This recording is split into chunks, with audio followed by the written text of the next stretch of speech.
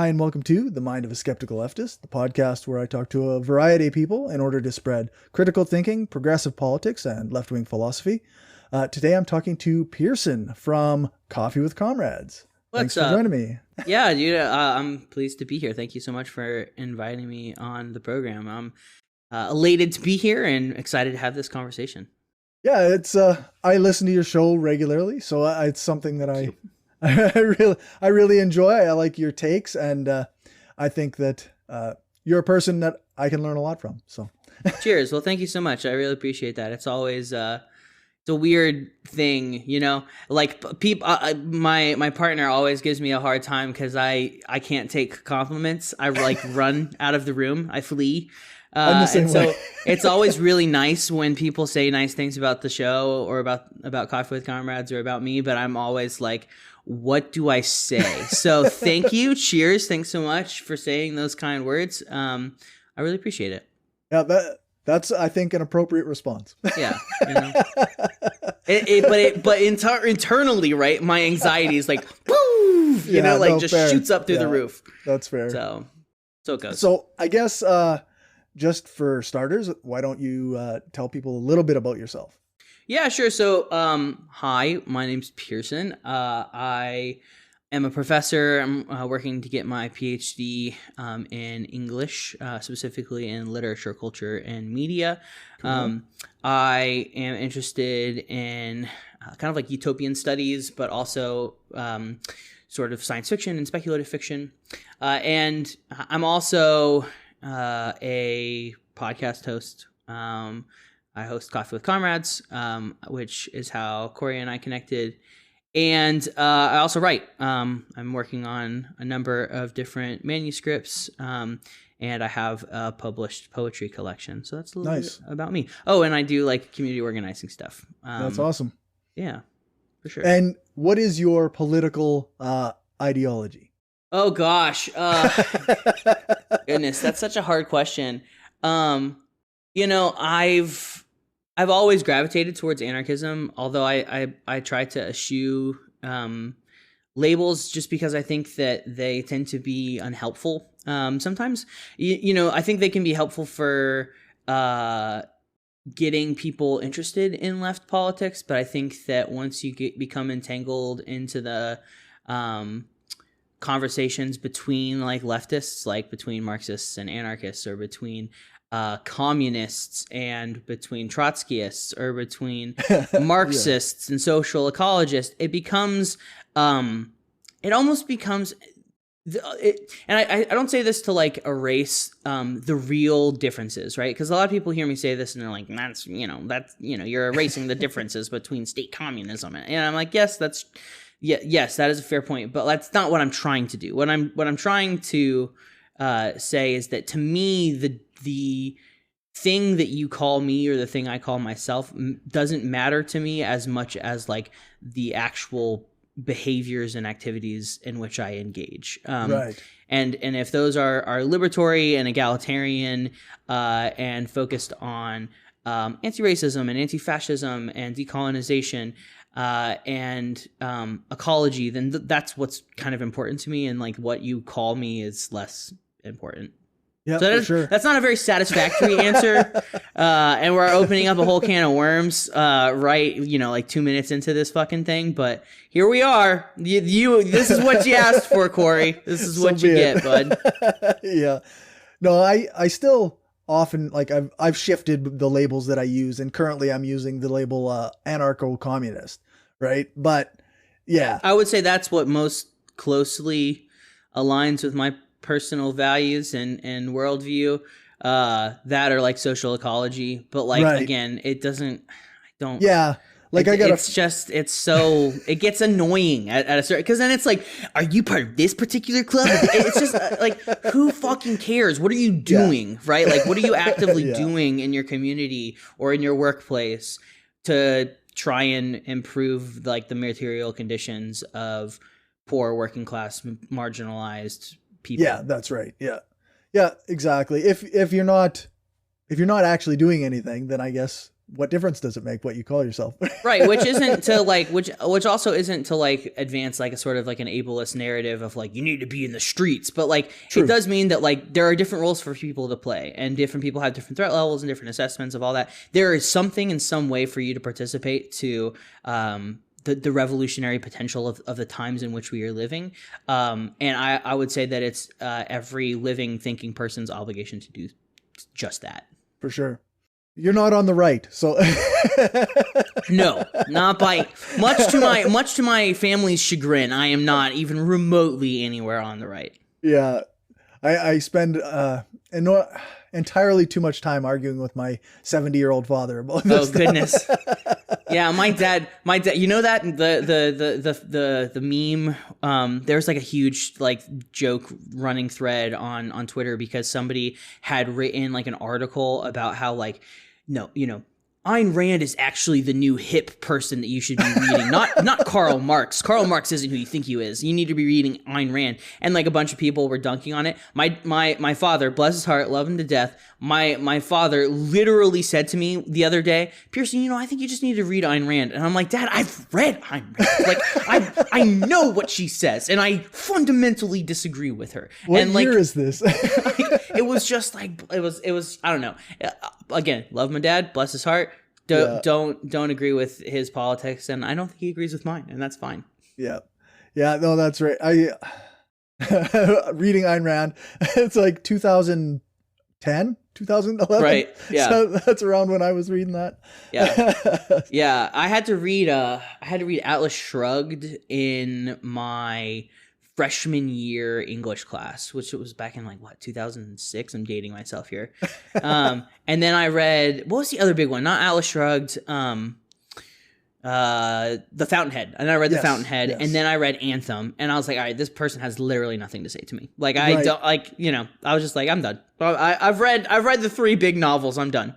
Yeah, that's right. There was a time like I came out of conservatism myself when I hit my 30s ish.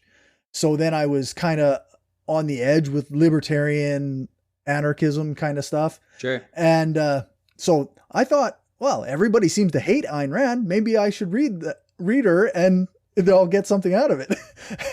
I did not get anything out of it. There's nothing redeemable there. You know, the only thing that is even like remotely interesting about Ayn Rand is the fact that she's like this thing that people use as a cudgel to like to essentially like tell people like this is the book that you should read in high school because it'll show you how great rugged individualism is, right? You know, and it's like, no, actually, like the book doesn't do that. It's very polemic. It's very preachy. She has a lot of her writing, and trust, I would know as a fucking English professor, right? She has a lot of like all these weird idiosyncrasies that are kind of like these weird hiccups in her writing style that just like grind my gears.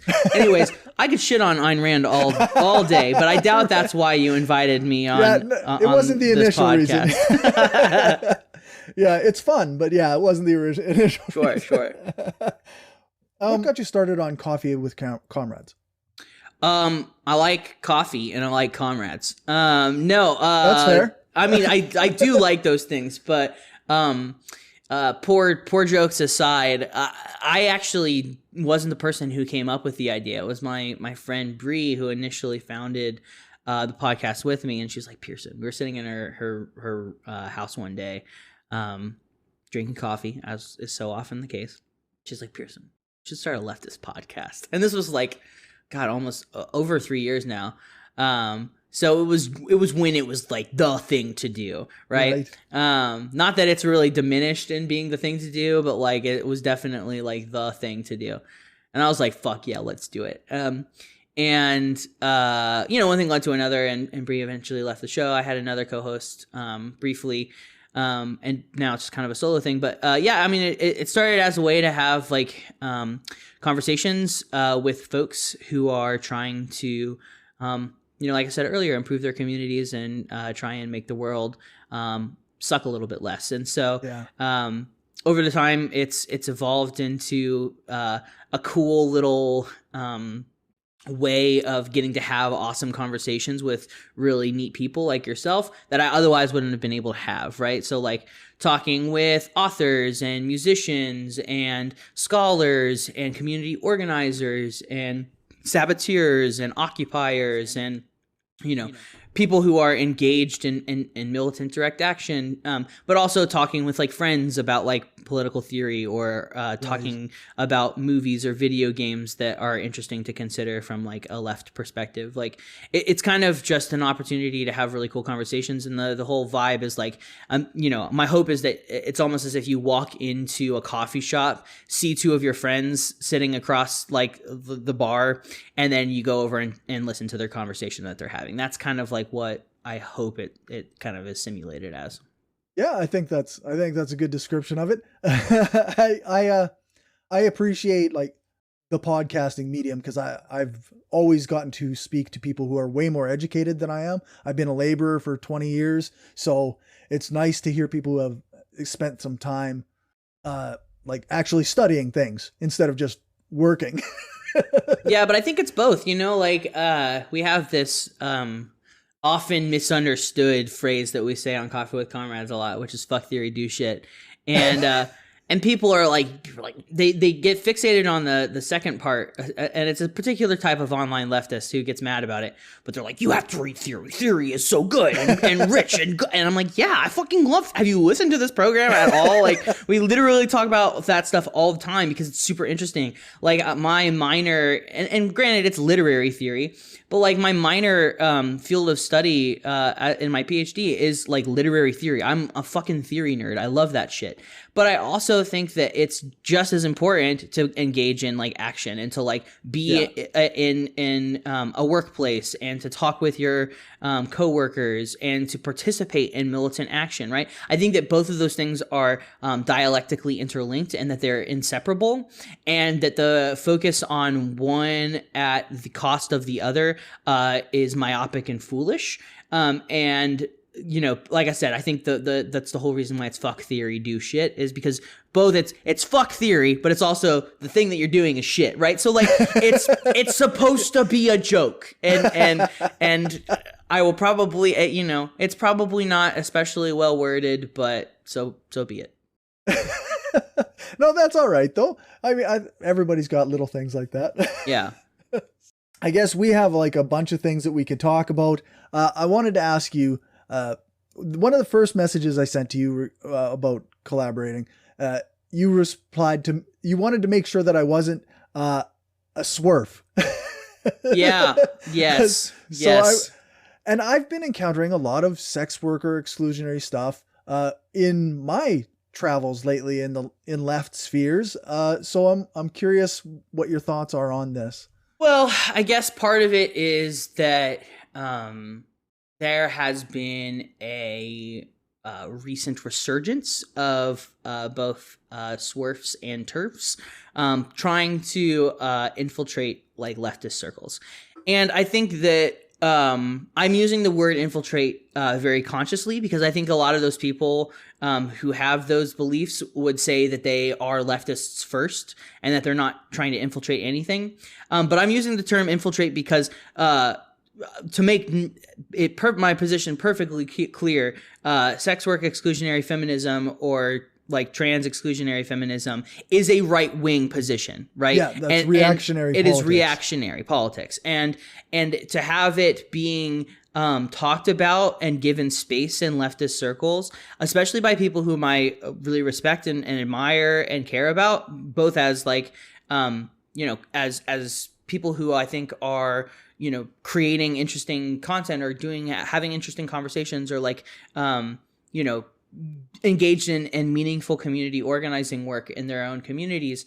At the same time, those people are also like people who I love and who I would call friends. And so seeing them entertaining this and giving it space is really dispiriting for me. And I'm not, here to cast stones or name names, but it is very discouraging to me. And so it's something that I have absolutely zero tolerance or patience for, that I have reached out in private to talk with people about, because it's something that really concerns me. And I don't see it as a comradely disagreement amongst people who are on the left. I see it as a reactionary ideology trying to make inroads to prominent leftist platforms. And that's scary to me. That this kind of thing would be entertained.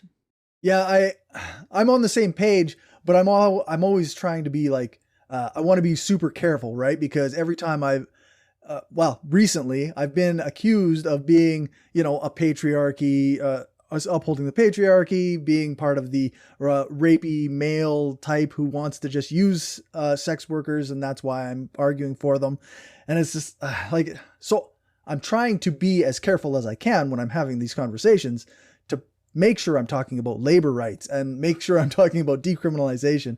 And, I don't want to enhance anybody trafficking, Of course not. No, and no sex worker wants to increase like human trafficking by any stretch of the imagination. But I think the false equivocation of saying that all sex work is actually sex trafficking is not only anti-materialist, but it's also incredibly chauvinistic and sort of like paternalistic in this weird way where it's like, I know what's better for you, sex worker, than you actually do. Right. And I don't ever want to be in that position for anyone, whether it's a decolonization struggle, whether it is a fight against a pipeline, whether it is folks trying to struggle for the abolition of the police. Far be it from me to ever say this is the way that it needs to be done, and if you're not doing it, then this is the correct or right way of doing it. Like that to me reeks of a certain sort of authoritarian tendency and a sort of chauvinistic and paternalistic attitude that I just find reprehensible and unproductive in any way, shape, or form. I think that from all the conversations that I've had with friends and comrades who also happen to be sex workers, like they would be the first and most ardently, adamantly opposed to human trafficking. Right. And so to somehow insinuate that those two things are the same is disingenuous, myopic, and just foolish. Like you say, I try to take my cues from comrades who are sex workers, and I read the book Revolting Prostitutes. Great book. Great book. And I think that it's very informative, and maybe some of the people who are promoting swerve shit should maybe read it. I guess the last thing that I'll say on the issue, just because again I don't work in that industry and so I don't want to belabor the point too terribly much, but I guess the last thing that I will say is that if we're going to have meaningful conversations about decriminalization and about sex work in general, we should probably be having those conversations with sex workers. Yes, that's true. Yeah. That's just, again, I'm not trying to throw shade. I'm not trying to name names. I'm just saying that is probably a really important thing is that those, the people who are actually affected by the industry should be the people leading those conversations. Yeah. That's it. And there are voices out there that you could listen to. It's not you have to go searching too deep to find them. Exactly. Yeah, they're readily available. And they would be happy to talk about it, Yeah. So it's frustrating. But you see the same thing with TERFs. And I think that particular position is a little bit less insurgent on the left, but it's definitely gaining popularity. It's the new form of homophobia, right? Right. And of course, that's not to say that transphobia hasn't existed before or hasn't been as virulent in the past as it is now, but that it's taking on a very different type of concentrated, legislative, policy focused form of attack. That I think is not only incredibly conspicuous, but is also very coordinated. Oh yeah, for sure. And it plays on the fears of regular people who might be ignorant about trans people as well, right? It's done in a way to try and reach out to the base common denominator and to exacerbate divisions of misunderstanding, of fear of the unknown. Exactly. And I think that it is an issue that is useful, I think, for taking, either depoliticized, apolitical, or like, casually like conservative people and radicalizing them towards more reactionary positions, right? Like it's a sort of gateway reactionary drug, so to speak. For sure.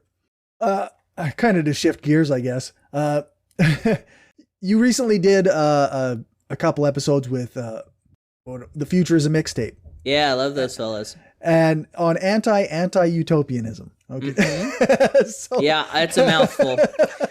Yeah, it's a weird one. That's basically what the focus of my dissertation is on anti-utopianism, looking at literature and media as not. We have this hyper focus in our kind of media landscape on post-apocalyptic narratives or apocalyptic narratives in general. And I think that is really often steeped in like these misunderstandings of how human beings like act in crisis, and these sort of dystopian fantasies and fixations that end up empowering a very certain set of people, right? Empowering capitalists, making us afraid of anything that might shift the boat, right? And it's like, it's sort of the cool thing to not have any hope, right? To be like, everything's doomed and I'm okay with that. And like, that is poison. Like, that's fucking poison. Like, it's okay to like look at the world soberly and recognize that like, shit's going to hell in a handbasket. It's another thing to say, well, we're all fucked. So, I'm going to do whatever I want. Exactly. It leads to sort of fatalistic nihilism that is entirely unproductive. And like, I know that like there's like certain forms of like left nihilism and like insurrectionary anarchism can draw on that, and post-left, the post-left writing draws on that too. But I think that stuff's interesting and often really poetic, but I also think it's a dead end. Yeah. Like I find myself like I'm Gen X. I grew up in the sarcasm and doom and gloom age. Right. So I find myself often drawn to like that feeling that everything is doomed and there's nothing we can do about it. But also, and it's a pervasive feeling. Everyone feels that way right now. Right. Like, everyone. But I never feel like that's okay. Right. Right. Like, yes, I feel like we're doomed and there's nothing I can do about it, but I want to change that there's nothing I can do about it. Right. And everyone seems to think that somehow you're enlightened, right? Like, I've accepted that we're fucked. And it's like, okay, no, you're just being a fatalistic, like, asshole. Like, you're not actually enlightened in some, like, and I've had this conversation with people who I really admire who, like, are interested in, like, entropy or interested in post-humanism. Right. And are also interested in left politics, because I think there are nuances to that conversation. Sure. We're all doomed. We're all going to die. Everything is fucked. But there's also that crucial invective of but right, exactly. And that's the part I think that anti-utopia is all about, is the but. Yes, things are fucked. How do we make it better? Right. Yeah. Yes. Yes. Like, society is degenerating in an incredibly rapid pace. Yes, things are not ideal at the moment by any stretch of the imagination, but we have to counteract the idea that any type of hope is childish, and we also have to fight for actual material changes to the world. And I think that one of the things that we can do to find examples of that is to look to fiction, to look to popular media that's doing that effectively, that's conjuring those alternatives to capitalist realism, to use the words of Mark Fisher, and to offer us hopefully something that is more nuanced, but also more hopeful. That isn't. That's what I just keep coming back to, is that it's not mired in this like we're fucked sort of thing. Yeah, like I guess I keep trying to reach like the idea of, okay, so how do we create a utopia? So I'm just, what are your thoughts on that?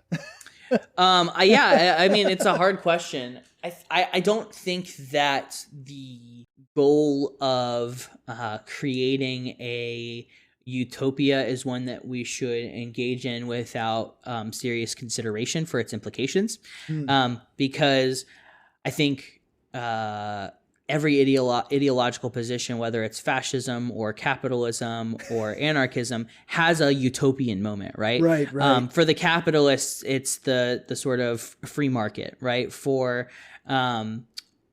fascists, it's the ethno-state. For anarchists, it is an egalitarian society without states, where everybody is able to participate in freely and meaningfully in all of the decisions that impact their lives, right? Like that's like in a nutshell what an anarchist I guess you can tell utopia which way I lean by which one of those sounded true to me. Yeah, exactly.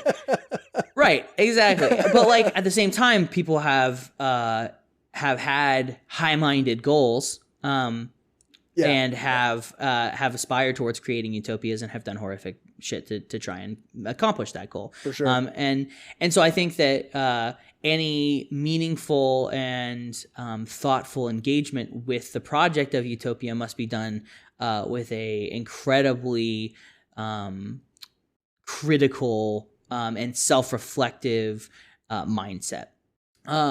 That said, I guess like the question of like how do we build it is a relatively simple one. We prefigure it in the here and now. We don't wait for it in the future. We build it here. We build it now with our own hands, with our own feet. We put our fingers into the soil and we bring forth the seeds of our own liberation. That's the only thing that we can do in the time being. And I kind of liken it to the sort of the teachings of like Jesus of Nazareth, right? Like he has the idea of bringing the kingdom of heaven to earth, right? This prefigurative reshaping of the world to try and make it more just, more democratic, more consensual, right? Like these are things that I think are incredibly important, and I think that they're also incredibly attainable. And it's like getting little slices of heaven when we create spaces and communities that are capable of doing those things. And so what I would say to people who are interested in the idea of utopia is to not wait for it, but to make it. And to make it now, specifically in the interpersonal relationships that we have, whether those are with our partners or with our children or with our families or with our neighbors or our workplaces, to strive towards consensus, liberation, consent, and decolonization and anti-racism, etc. Also, on a total side note, I apologize to folks who are watching this on video right now because it just started torrentially downpouring outside of my house. So that's why everything got so dark. And because I'm a rube and don't have like a nice like light, which I should probably get at some point because like I've been teaching on Zoom for a year and I'm going to be teaching online next year. So it seems like something prudent that and I have these conversations with people all the time. I should probably do that at some point. Anyway. I got the one that's on my face is very cheap from Wish. Okay. I don't know what Wish is, but I'm going to look into it. Yeah. It's like a cheap version of Amazon. Okay. Fuck yeah. Listen, I'm here for cheap. Cheap is good. Actually, that's actually not true. I'm not a fan of cheap. I'm a liar. I actually am a slut for things that are like nice and that work really well and like quality. I love that shit. And I want that for everyone. All right. Yeah, that's right. Jokes aside, like, and this is really going down a rabbit hole, Corey, but I'm sure you'll indulge me. The idea of things being made cheap is only a phenomenon that would happen under capitalism, right? Like under luxury communism, we would build shit to last, and like it would like stick around and you'd have the same fucking computer for 20 years and it would work like a fucking dream. Yeah, you take away that profit motive where you need people to rebuy the shit all the time. Exactly. You get rid of you get rid of this artificial scarcity and empower people to actually like improve their equipment directly as things get better. You can just like retrofit it. I don't know. You can just take it to somebody who knows. I think about this a lot just because I'm a fucking nerd. So anyways. That's perfect. I grew up in a rural area, so I always think of it in terms of like farm equipment. Like Dude, totally. You can't take farm equipment. You can't fix it on your own anymore because it's all computerized. You have to take it into a registered dealer. It's all intellectual property, right? And they lock you out. It's fucking dude. Oh my god, it infuriates me, Corey, because I recently moved to Indiana because that's where my partner and her kids live. And dude, it's like I look around at some of these folks who are in that exact same box, and it pisses me off because they have to borrow equipment because they can't afford to like keep the equipment, so they have to rent it out because the price is so high for trying to fix something if it goes wrong that they just roll the dice and gamble and say, okay, instead of being risking breaking something, I'm going to borrow it so that I can use it, and I'm going to pay an arm and a leg for it. But it's so whack because, dude, like, we're not even buying once we buy a thing, like even under this current iteration of capitalism, right? The idea, right, is supposed to be, okay, I exchange you in an ideal capitalist mind, right? I exchange you money for goods and services, and now I have a product, right? I own that product. It is now my property, right? But that's not the case, I don't own the thing. Like, you are the one who actually owns the thing. I can't tinker with it. I can't improve it. I can't, jury rig it. I can't kind of fix it myself. I have to go to you. And if I forego that process, right? If I cheat the process and fix it myself, then I'm actually breaking the law and I'm liable to be sued for thousands and thousands, sometimes like hundreds of thousands of dollars for simply fixing the thing that is ostensibly my, quote unquote, my property.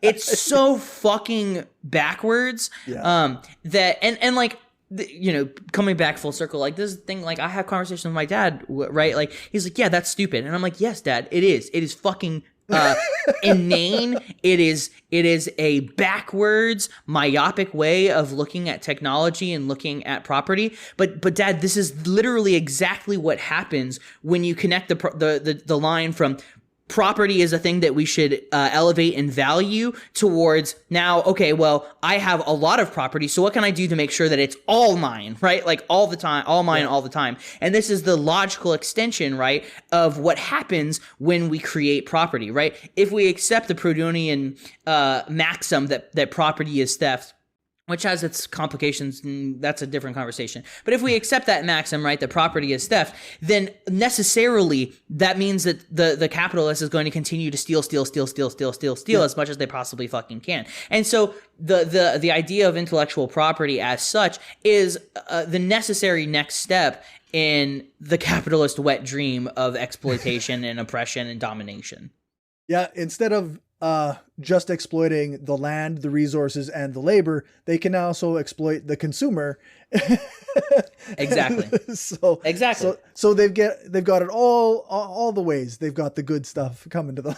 Exactly. It's just so fucked. It's so fucked.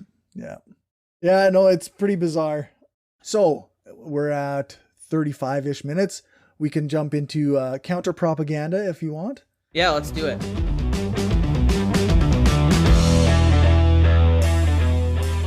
So under counter-propaganda, you say Biden's new anti-terrorism legislation.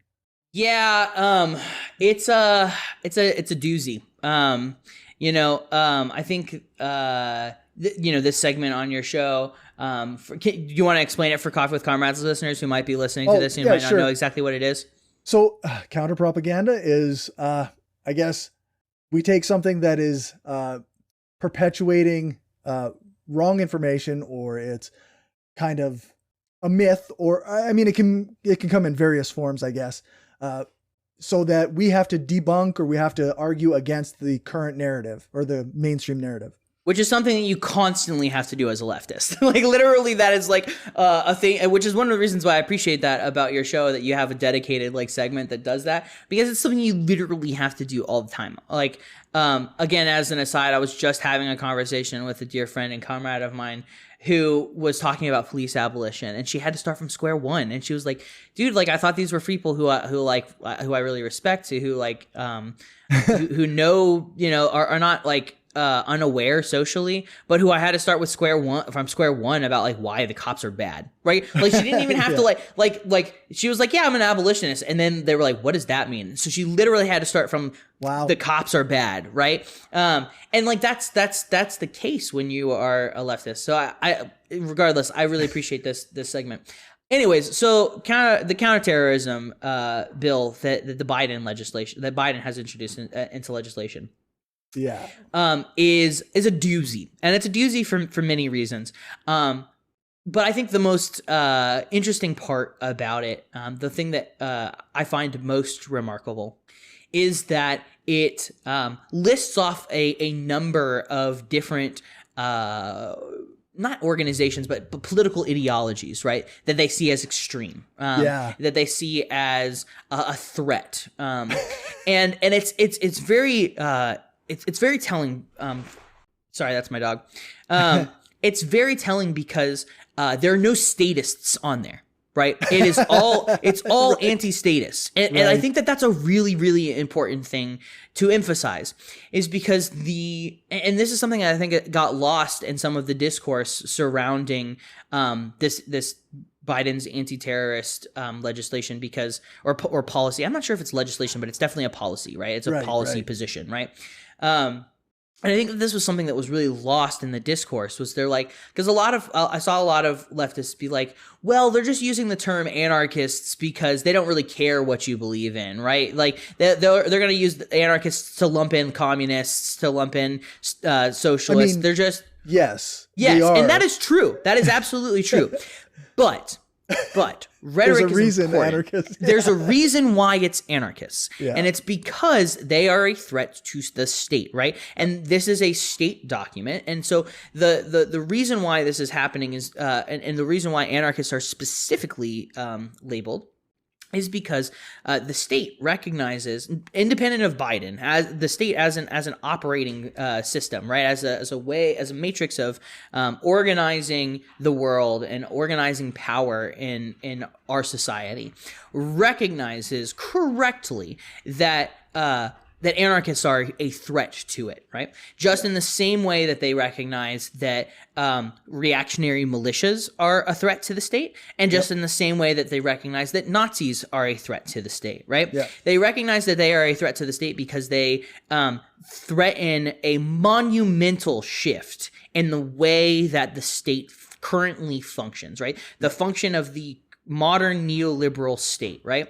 And I think that it's also important that they had anti-racist organizers on there. They called them like black identity extremists, right? Or they actually might have called them. That's what Obama called them. They actually might have called them. I think in order to like erase the different, again, because it's all about erasure, right? Erasing the differences between black liberationists and white nationalists, right? I think they just called them all like ethnic related extremists or something like that. Yeah, of course. But that's to erase, right, the fact that like a white ethno-state threatens the current modern neoliberal state just as much as black liberation, right? And the fight against white supremacy threatens the state. And it lists environmental activists, just like that young lady who was just sentenced to 8 years in prison for fighting against the Line 3 pipeline, right? Because it is a threat to the function of capital, right? And capital and the state go independently. And so I think it's telling that state communism and socialism is not listed as an extremist position, because those aren't necessarily threats to the way that the state currently functions, right? And that's because of the fact that a lot of people who call themselves communists in the world today, such as Communist China, are perfectly happy and willing to work with the capitalist machinery, right? Doesn't matter how many bodies are sacrificed onto the gears, they will call themselves communists, but that's not a threat to the current modern neoliberal state, because it's not actually signifying a meaningful change in the way that the state is able to function. The same was true historically, right, with the USSR, which transitioned and became they called it state capitalism. Again, perfectly able to function within a capitalist worldview, right? They were incredibly competitive with the United States empire, and even though they were, eventually, I don't want to use the term vanquished because that gives way too much credit to the U.S. But even though the USSR ultimately was a failed state, it was a failed state project. It was a competitor, but it wasn't a threat to the state as such. And so, anyways, I think that is an important thing, and I think that is an important analysis that ought to be foregrounded. That the correct and factual observation that the people in power erase the differences and the nuances between anarchists and communists and socialists. Even though that's true, I don't think that particular observation erases the fact that it's only anti-statists or I mean, not only anti-statists, but it's only people who threaten the current functioning of the state, right? That's probably the better way to word it. It's only people who threaten the current functioning of the state that are listed as extremists. And they make this very clear. I know I'm talking a lot here, but I think it's really, really important because they make this explicitly clear because they say anyone that like threatens the ubiquity of capital, who thinks that the current ethnic makeup of the United States is somehow devious or imperfect, right? Anyone who thinks that our ecological systems are unsustainable and is willing to take direct action to combat them, those people are listed as extremists, right? Of course. And the last point that I want to make here is that is an incredibly backwards position to think about, because the people who are, which is to say that like Nazis and white supremacists aren't extremists, they are, but it is the height of folly to insist that keeping capital, the gears of capital and the state running on as normal is not an extremist position, because look at where we are in the world. We are, just at this point, less than a decade away from reaching an increase in 2 degrees centigrade, which would absolutely make vast swaths of this planet uninhabitable by human beings, right? We are seeing ecological collapse. We are seeing refugees being flung throughout all of the world. We are seeing a rise in reactionary far-right politics. All of this stems from two things, Corey, two things: capitalism and the state, right? Which are in many ways inseparable, right? And to say that we can just continue this quest for infinite profit on a finite planet, that is an extremist position. Sold. You got me. It's I think the thing that I always get hung up on is the idea of like labeling various groups as domestic terrorists implies that they're dangerous in some way to like the members of the society, right? Right. And okay, so white supremacists, Nazis, these extremist people that want an ethno-state, like they murder people in the street. And they're proud about it. They brag about it. That's like right. They go in front of like microphones, and journalists stick microphones in their face, and they're like, "Yeah, I beat the shit out of that person." Like they're proud of it. Yeah, and anarchists aren't out there murdering people in the street. Like it's not a thing that's being done by the other groups. Like Black Lives Matter, fighting for racial justice, fighting against the police. That's not an extremist position. It's not a terrorist position because they're not committing terrorism. They're not harming people. They're not killing people. And that's part of the reason, like, why terrorism, especially post 9/11, has become such a malleable term, right? Yeah. And it's a term that I see a lot of good-natured people who have good politics using the term terrorism to point to people like Dylan Roof, right? Or to point to the New Zealand shooter whose name currently escapes me. May he rest in piss, right? These but people try to say, people who with progressive or leftist politics will say, right, that's terrorism, right? But the entire term of terrorism has been so divorced from its actual concrete meaning to become essentially meaningless, right? Yeah. It is now a rhetorical cudgel wielded by those in power to name and to suppress its dissidents, right? Yep.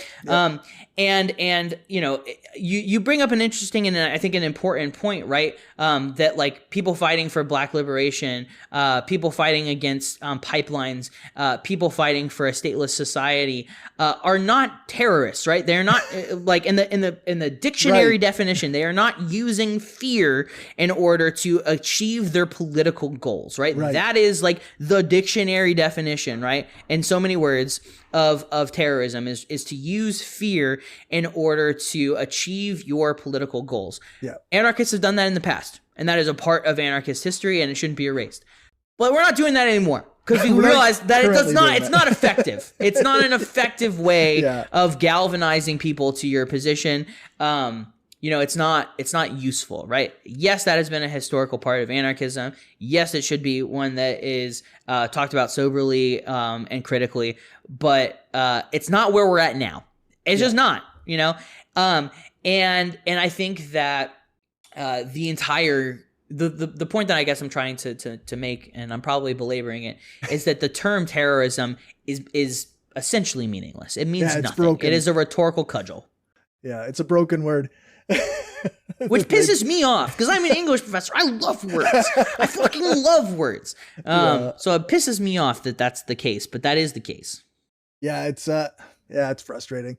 I mean, the list of broken words at this point is so long. Yeah, we live in it is a point that is so patently obvious that it probably doesn't bear repeating, but we are definitely in the throes of a post-truth society at this point. Yeah, that's right. I think your point that the state is specifically targeting groups that it sees as a threat to its power. I think that's a pretty important point that needs to be emphasized, because the reason that the state often cracks down on like the insurgents from January 6th or like the white supremacist movements is because they create instability, which capitalism hates, right? Even though capitalism itself creates instability constantly, like it literally has to create instability, and it has, like, as Richard Wolff and many other economic scholars have pointed out many times, like it intentionally creates instability and crisis because it thrives in crisis. Anyways, I digress. No, but absolutely, that's I think, and maybe my history is a little bit off, but ultimately I think that's why like states like the US entered into World War II, because it ultimately became an unstable for capital at one point, and they had to fix that. They didn't care about the Jewish people. They didn't care about the countries that had been overrun by the Nazis. They cared about the instability for capital. Precisely. Yeah, and as the maxim goes by Lenin, right? Like capitalism is fascism in decay. Or rather, I got that. I inversed it. Fascism is capitalism in decay, right? And so it behooves, right? It behooves capitalists who are interested in protecting their power to protect the state, right? And to protect it from seizure by fascists. And so I think that, you know, the point is incredibly demonstrative of the ways in which capitalism, as it currently exists, is entirely inseparable from the functioning of state power. And I would also go so far as to argue that has always been the case, but the difference now is that it is a ubiquitous thing, right? It's not just something that happened in certain places across the world. Now it is literally a ubiquitous world system, which is fucking horrifying. Yeah, which makes it, I guess, even more of an uphill battle to deal with. But we're not doing doomer here. No, not today at least. There's a time and a place for that, but not today. All right. So, foes and comrades. You've got Mutual Aid Disaster Relief, or the SRA for comrades. Yes, absolutely. Mutual aid, disaster relief, and SRA are both engaged in really meaningful disaster relief organizing right now. I have good friends and comrades who are in the region in the southeast right now, and I'm in a handful of different signal chats at the moment that are currently popping off with people talking about and organizing different disaster relief for the different hurricanes that are currently assailing the southeast region of the United States, or are gearing up to do so. And so, obviously, it goes without saying that the people who are engaged in that work are fucking heroes and doing beautiful and meaningful and necessary work. And even if they're not like names recorded in history books, they're people who are making a significant and immeasurable difference in the lives of people in those areas who are impacted by these disasters. So shout out to both of those beautiful organizations. Awesome. Where can people find your content? Yeah, so if you fuck with Coffee with Comrades, you can find us pretty much anywhere on any podcasting platform. That's sort of how podcasts work at this point. You upload it one place and it's everywhere. So whatever app you fancy, you can find Coffee with Comrades there.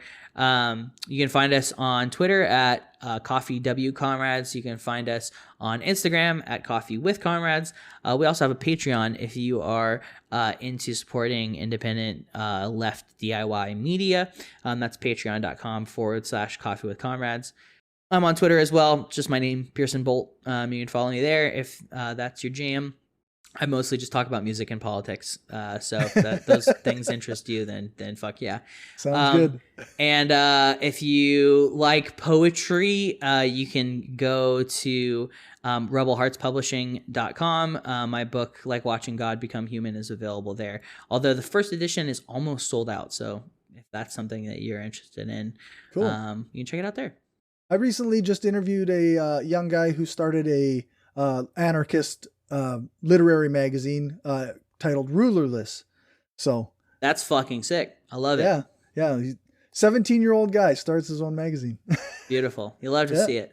Yeah. I love what happens when creative leftists get ideas. It's beautiful. For sure.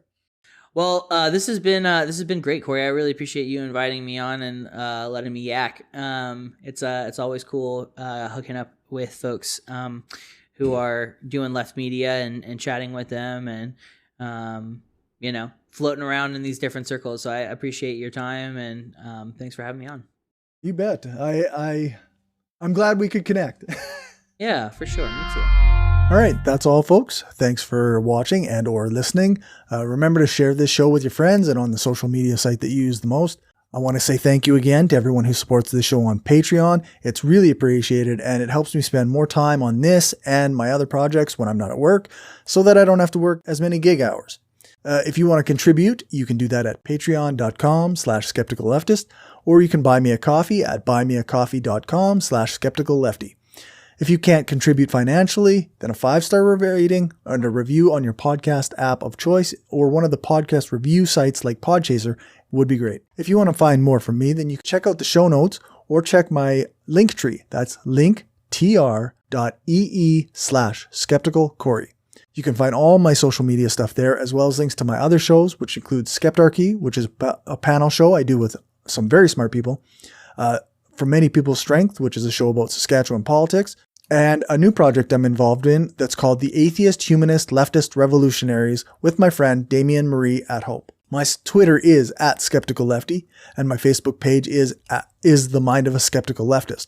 Or you can send me a friend request, which is facebook.com/cjbrainstorm. I accept most friend requests. You can also email me at mindofaskepticalleftist@gmail.com. And if you want to be a guest on the show or know someone I should reach out to, then feel free to let me know. You can book interviews in my available time slots on my Calendly, which you can find on my Linktree. Thanks so much for listening, and let's just all try to be kind to other leftists and to all people, and even if we think they're wrong. The battle that we are fighting is an uphill one and has many obstacles, and we will need all the comrades.